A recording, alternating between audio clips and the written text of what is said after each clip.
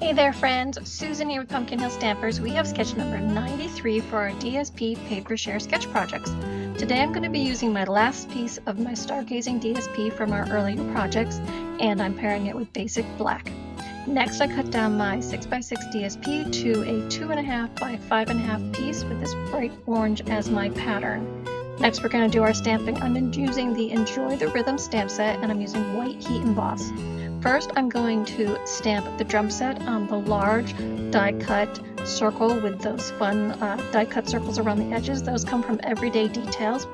Next, I'm going to stamp the guitar multiple times down the orange DSP paper. And then I'm going to stamp the sentiment on a smaller die cut circle. So here are all the parts and pieces for the project for today. And yes, the mini tutorials will be out on Wednesday. Okay, so to get started, let's fold our cardstock in half and give it a good crease with a bone folder at the middle section. Next, with our liquid adhesive, we're going to add that bright strip of orange DSP down the right hand side, and I left just a little bit of a trim of the black on the edge.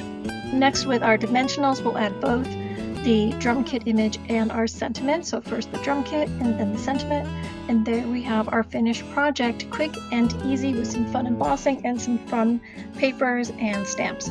I hope you enjoyed it. Remember, please leave me a comment, let me know that you were here and that you did enjoy the project. If you have any questions, you can leave those as well. You can find me here often on the YouTube channel, so remember to subscribe so you don't miss out on my future projects, and my website listed here below at pumpkinhillstampers.com. Thanks so much, guys. Stamp with you again soon.